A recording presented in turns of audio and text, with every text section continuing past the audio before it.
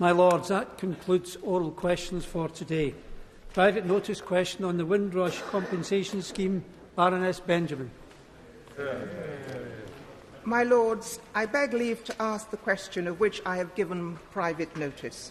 The question is as follows.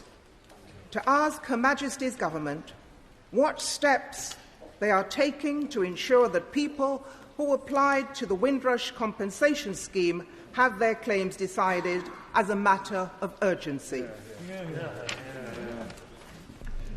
My Lords, we remain committed to ensuring that people receive every penny of compensation that they are entitled to and have offered more than £37.2 million.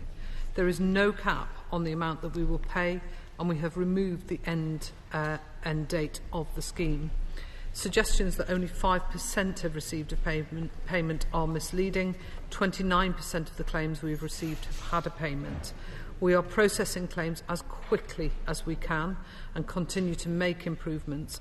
Many of these were recognised in the Home Affairs Select Committee report, but we recognise there is more to do and will consider the report carefully. The Noble Lady the Minister for her reply. My Lords, I declare an interest as Chair of the Windrush Commemoration Committee, which is placing a national Windrush monument at Waterloo Station, where I arrived when I was a 10-year-old in 1960.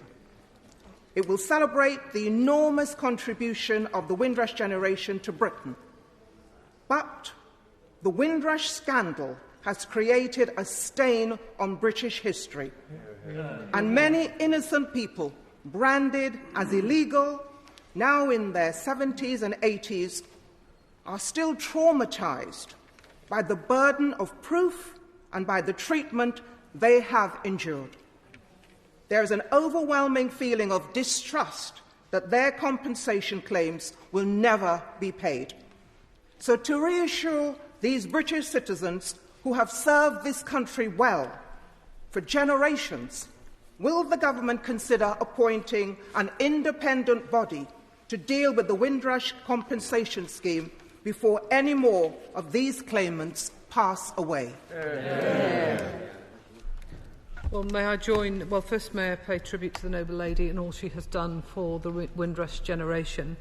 And I totally agree with her that the scandal of the Windrush generation, which actually crossed several decades and parliaments and governments of every colour, is indeed a stain on our history.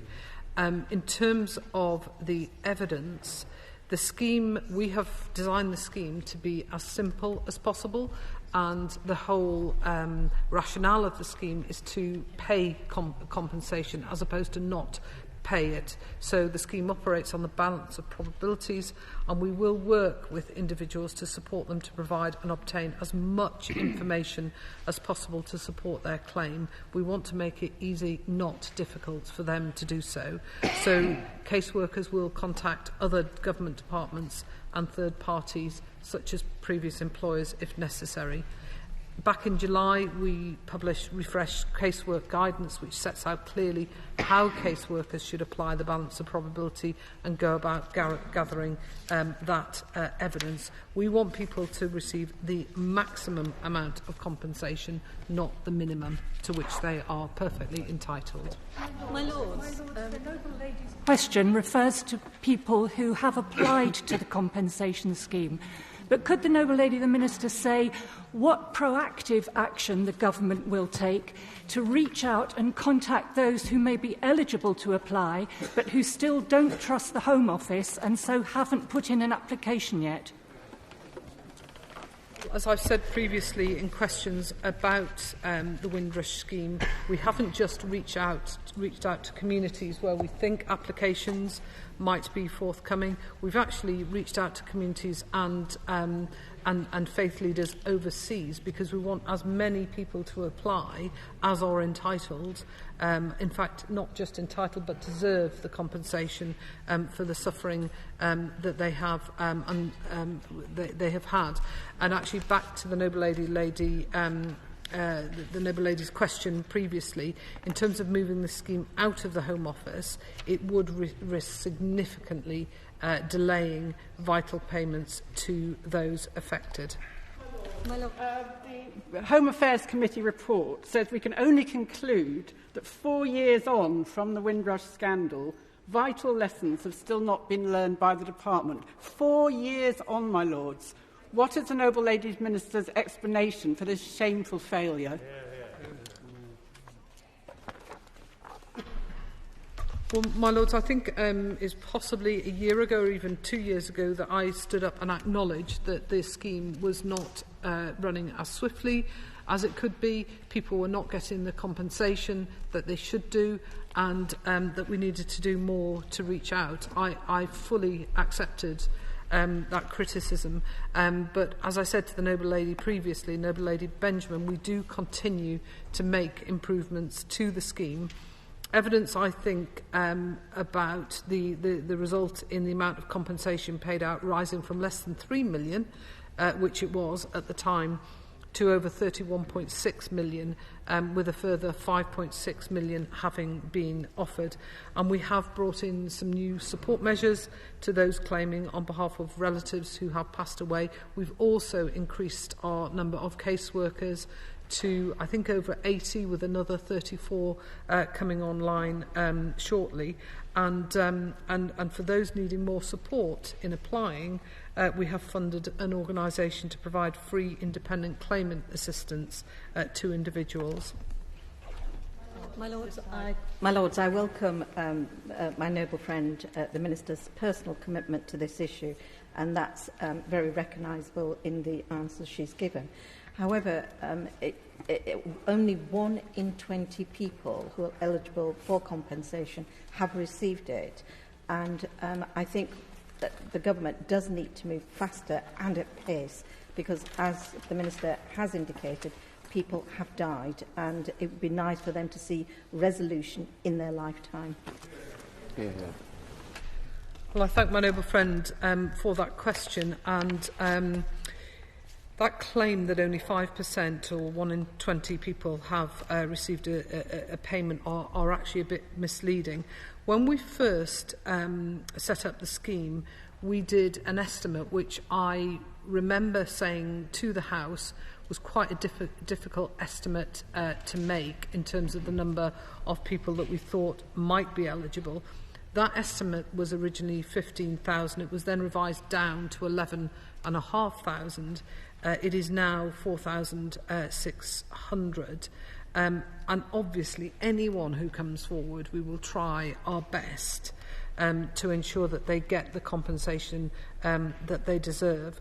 So we estimate now that 29, based on what I've just said to my noble friend, 29% of people who have submitted a claim have received a payment.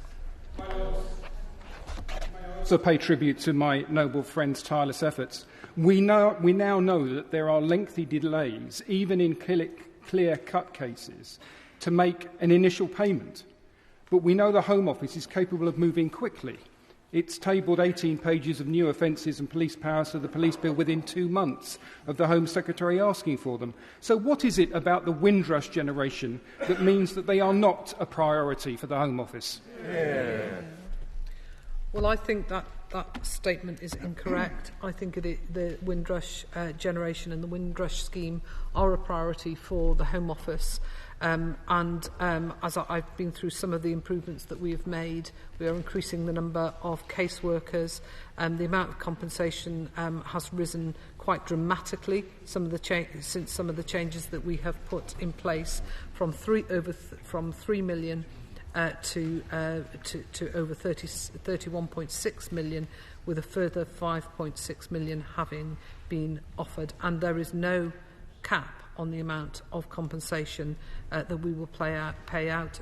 We have also removed the time limit, so as many people who can apply do apply.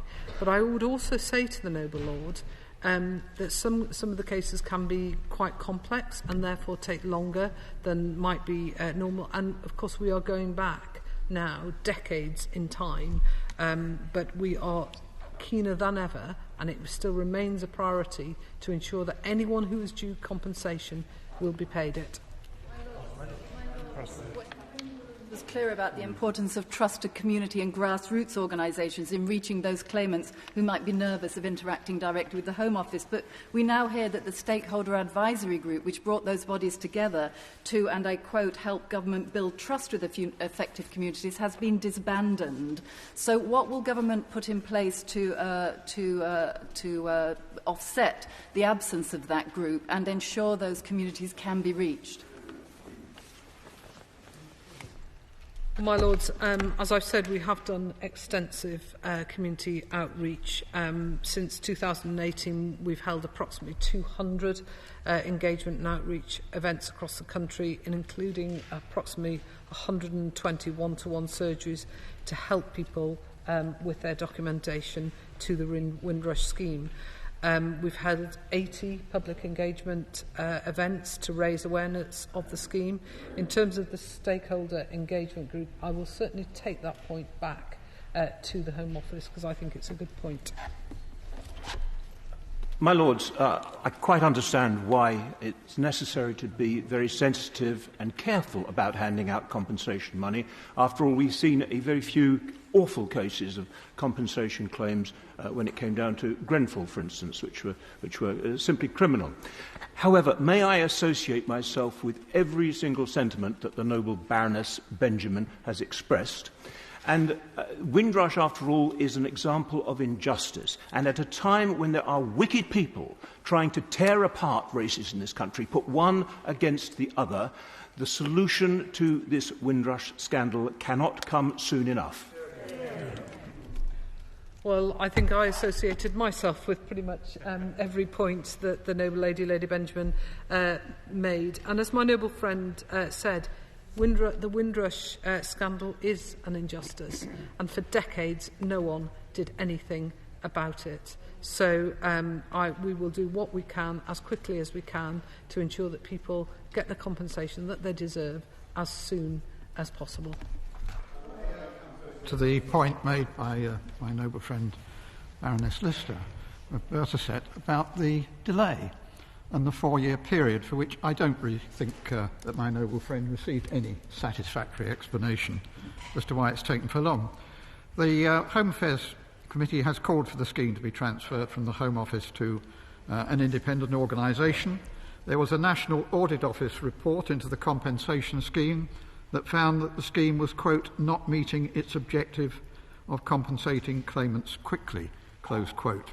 And as I'm sure the noble lady, the Minister, will be aware, on the 21st of June of this year, that's some 5 months ago, the Shadow Home Secretary called on the Government to give control of the Windrush Compensation Scheme to a new independent body following systematic mismanagement. And the mismanagement is the delay and how few people have so far been compensated.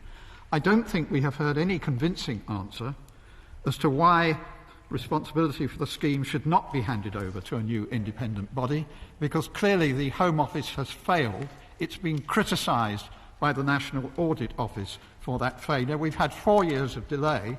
The noble lady, the Minister, on behalf of the Home Office, has not been able to tell us how many more years it will take the Home Office to complete this process. So could I urge the noble lady, the Minister, to go back to the Home Office and suggest that it is now transferred, the management of the scheme is transferred to a new independent body, as we called for 5 months ago, and as the Home Affairs Select Committee has now also called for, and in the light of the National Audit Office report, which said that people were being compensated, not being compensated quickly. Well, I thought I had pointed out both the improvements to the compensation paid since we made changes in December, and also the difficulties in suddenly moving a scheme out of the Home Office to an independent body. It wouldn't necessarily result in faster payments and higher payments. And as I've said, the amount of payment is not capped, and the length of time in which people can apply for compensation is also not capped either. I associate myself with the remarks of my noble friend Lord Dobbs and ask my noble friend what's happening about those who've actually been deported to the West Indies. Well, someone who is deported, it would usually be for criminality. I don't think, in terms of up-to-date figures on people who have been deported, who would also be eligible for Windrush, I haven't got up-to-date figures, and rather than make them up at the dispatch box, which I'm disinclined to do, I can get those figures to my noble friend. Carefully to the noble lady, the Minister, who we all have a lot of respect for. And she said 2 years ago that she was frustrated at the delays. She's done her best in the Home Office, and there are still huge delays. It was recommended months ago that it should be transferred to to an independent body. Would it not give greater confidence and greater trust to the people who are seeking compensation if some action was taken on this? Well, I think I did try and explain what action has been taken, which has meant that compensation has risen from less than 3 million to over 31.6 million, with a further 5.6 million being offered since the changes were made in December. And as I've explained, transferring out of the Home Office would not necessarily result in further improvements.